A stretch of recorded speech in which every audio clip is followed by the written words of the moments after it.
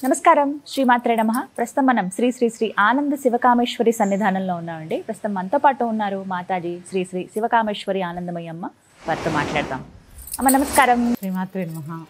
దేవీ శరన్నవరాత్రులు విధి విధానాలు, నియమాలు అసలు ఎలా ఏమిటి? ఎందుకంటే ముందు రోజు అమావాస్యతోనే ఇప్పుడు ప్రారంభమయ్యేది ఎప్పుడూ కూడా. మరి ఈసారి ఇంకా పితృపక్షాలు అవ్వడం అనేది, గ్రహణం కూడా ఉందంటున్నారమ్మ, సూర్యగ్రహణం. అవేమన్నా ఎఫెక్ట్ ఉంటుందా?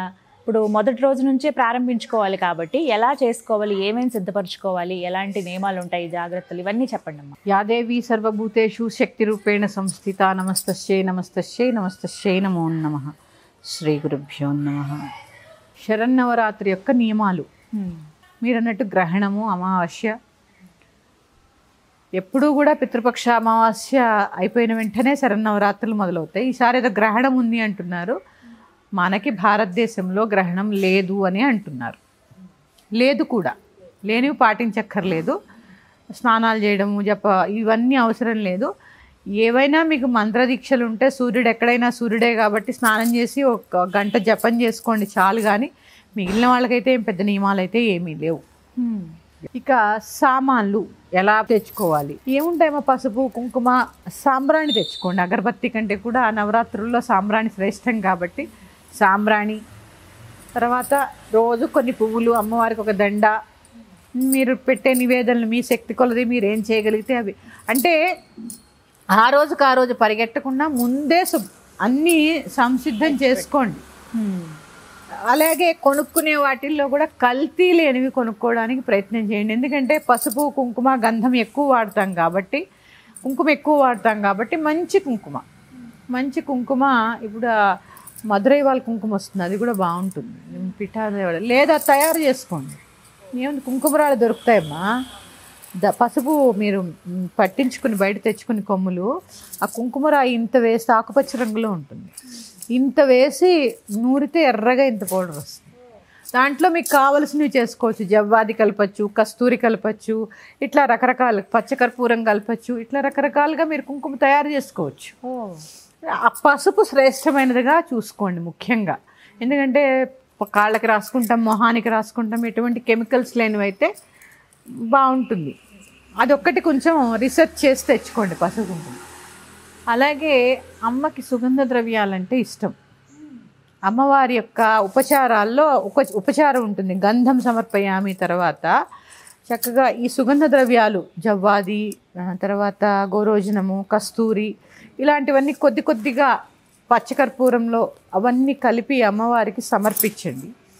అన్నిటికన్నా ఇష్టమైనది అమ్మవారికి తాంబూలం. కర్పూర వీటికామోద సమాకర్ష దిగంతర. అమ్మవారు వేసుకునే కర్పూరానికి సమస్త దిగంతాలు ఆకర్షణ అవుతాయట. లలితా సహస్రనామంలో చెప్పబడింది. నేను ఒకసారి వేరే ఛానల్లో కూడా ఈ విషయం చెప్పాను, అసలు తాంబూలం ఎలా చేసుకోవాలి అనేది. చక్కగా ఏమీ లేదమ్మా, ఎండు ఖర్జూరము, తర్వాత జాజికాయ, జాపత్రి, లవంగ, ఇలాచి, అలాగే పచ్చకర్పూరము, పంచదార, తేనె, జీడిపప్పు వేసుకొని, సున్నం ఇది దొరుకుతుంది, చిన్న ఆకుపచ్చ రంగులో ఉంటుంది. సున్నం ఒకటి తెచ్చి పెట్టుకోండి. ఈ పొడి చేసి పెట్టుకోండి. చేసిన తర్వాత 3 ఆకులు తీసుకొని వెనక ముందు తీసేసి సున్నం రాసి ఇవన్నీ అందులో వేసి, చిటికెడు పంచదార వేసి, దాని మీద కొద్దిగా తేనె వేసి, ఒక జీడిపప్పు పెట్టి చక్కగా అమ్మవారికి తాంబూల చరణం, తాంబూలం సమర్పయామి అన్న చోట ఇది సమర్పించండి. ఆ తాంబూలాన్ని మీరు ప్రసాదంగా స్వీకరించండి. అమోఘమైనటువంటి ఆరోగ్యాన్ని ప్రసాదిస్తుంది. అంటే ఈ 9 రోజులు విశేషం. తాంబూలం చాలా విశేషం అమ్మవారికి. ఏది మర్చిపోయినా తాంబూలం మర్చిపోకండి, చాలా విశేషం అమ్మ. మంచి ఆరోగ్యాన్ని, జ్ఞానాన్ని, ఆత్మశుద్ధిని ప్రసాదిస్తుంది. మీకు ఉదాహరణ చెప్పాలి అంటే, మూకశంకర్లు తెలుసు కదా మీకు, మూక పంచశతి ఎప్పుడైనా విన్నారా? వారితో పాటు ఒకరు ఈ కామాక్షి ఆలయంలో తపస్సు చేసుకుంటున్నారు. ఆయనకి పుట్టుకతోటే చెవుడు, మాటలు రావు. ఆవిడ ఒక స్త్రీ రూపంలో వచ్చి ఆవిడ నవ్వులేటటువంటి తాంబూలాన్ని తీసి ముందు పక్కన కూర్చుని ఆయనకి ఇస్తే, అమ్మమ్మమ్మో ఎంగిలి నేను తిన్నంటారు ఆయన. మోకశంకరులు ఆవిడ నములుతున్న తాంబూలం ఈయనకి ఇస్తే ఆయన తీసుకుంటారు.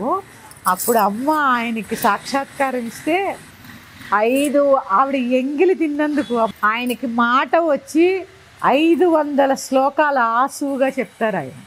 అంటే ఇంకా చెప్పాలంటే మహానుభావులు ప్రవచనకర్తలు చాగంటి వారు చెప్తూ ఉంటారు, ఆ తాంబూలం అమ్మ తిని ఆ గణేశుడికి కుమారస్వామికి అమ్మ ఎంగిలి ఇస్తూ ఉంటే అంటే ఆ తల్లి చూడ ఆ తాంబూలంలో అంత ఉందండి. ఎప్పుడు తాంబూల చరణం చేస్తూ ఉంటుందట అమ్మవారు. ఎందుకంటే ఇది స్త్రీకి చాలా అవసరం అమ్మ. ఎముకలు గట్టిపడతాయట తాంబూల చరణం వల్ల. ఏదో తాంబూలం వేసుకుంటున్నాము పళ్ళు పాడైపోతున్నాయి అలా కాకుండా చక్కగా అందరూ తాంబూల చరణం చేయడం అనేది మంచి అలవాటు. తమలపాకులు రక్తశుద్ధి, సున్నం కాల్షియము, ఇందులో ఉండే పదార్థాలన్నీ కూడా కొంత వేడిని కలగజేసి మన శరీరాన్ని శుద్ధి చేస్తూ ఉంటాయి. అందుకని తాంబూల చరణం అనేది చాలా చాలా మంచిది మనకి కూడా, ఆరోగ్యపరంగా కూడా. తమలపాకులో కూడా ఔషధ గుణాలు ఉంటాయి. ప్రతిరోజు మళ్ళీ చెప్తున్నా, కర్పూర వీటికామోద సమాకర్ష దిగంతరా చెప్పానుగా, పచ్చకర్పూరం ఆ సువాసన ఎలా ఉంటుంది, ఆ వాసనకి సమస్త దిగంతాలు ఆకర్షితం అవుతాయట. అందుకని ఆ తాంబూలం అంటే అమ్మవారికి అంత ఇష్టము. ఒకటి మర్చిపోయాను నేను చెప్పడం, కుంకుమ పువ్వు కూడా వేస్తారు. అలా అని మొత్తం డబ్బా కొని వేసేయకుండా కొద్దిగా ఇవన్నీ రెడీ చేసి పెట్టుకోండి. ఒక డబ్బాలో వేసి పెట్టుకుంటే తాంబూలం అనగానే ఒక చెంచాడు వేయడం, కాస్త పంచదార తేనె వేయడం, అమ్మవారికి తాంబూలం సమర్పించడం, భోజనం చేసి ఆ తాంబూలం మర్చిపోకుండా వేసుకోండి. వక్కపొడి తెలుసు కదా, వక్కపొడి ఇట్లా ఆ 9 రోజులు వేసుకోండి, చాలా మంచిదమ్మా. అమ్మ ఈసారి అధికంగా ఒక రోజు వచ్చిందని చెప్తున్నారు కదా, నవరాత్రులు కాదు ఈసారి ఇంకా ఎక్కువే అని అంటున్నారు. నవరాత్రులు అయిపోయిన తర్వాత 10వ రోజు విజయదశమి చేసుకుంటాము. ఈసారి మనం 10 రాత్రులు చేసుకున్నాక 11వ రోజు విజయదశమి. ఎందుకు అంటే మరి ఇది ఎలా అవుతుందండి అంటే ఖచ్చితంగా అవుతుంది. తిథి కదా, మనది ఎలాగా తిథిని బట్టి ఆధారపడి ఉంటాయి కదా. చవితి తిథి 2 రోజులు వచ్చింది, ఒక రోజు పూర్తిగా వచ్చి తర్వాత రోజు సూర్యోదయానికి 2 రోజులు వచ్చింది. అందుకని ఏంటంటే ఇలా ద్వయం వచ్చింది కాబట్టి ఒక అలంకారం కూడా ఎక్కువ వస్తుంది ఈసారి. 4వ రోజు 5వ రోజు అది చవితి 4 కదా, అందుకని ఒక అలంకారం కూడా ఎక్కువ వస్తుంది ఈసారి. అందుకే విశేషంగా 11 ఎప్పుడు కూడా 10 రోజులు అర్చించుకుంటాం, ఈసారి 11 రోజులు అర్చించుకోవచ్చు అమ్మవారిని. అందుకే అమ్మ ఈ రెడీ చేసిన సామాన్లు అయితే ఇవే అమ్మ: పసుపు, కుంకుమ, సాంబ్రాణి, అక్షతలు, అక్షింతలు కాదమ్మా అక్షతలు, క్షతము కానివి అంటే నాశనము లేనివి. ఇట్లా విరిగిపోయిన బియ్యము చూసుకోండి అమ్మ. బియ్యం కూడా నడుము విరిగిన బియ్యం అక్షంతలు చేయకూడదు. నడుము విరిగిన బియ్యము అలా ధాన్యంలాగే ఉన్న బియ్యం చక్కగా చూసుకొని ఒక డబ్బాలో అన్నీ రెడీ పెట్టుకోండి. ధన్యవాదాలమ్మా. శ్రీమాత్రే నమః.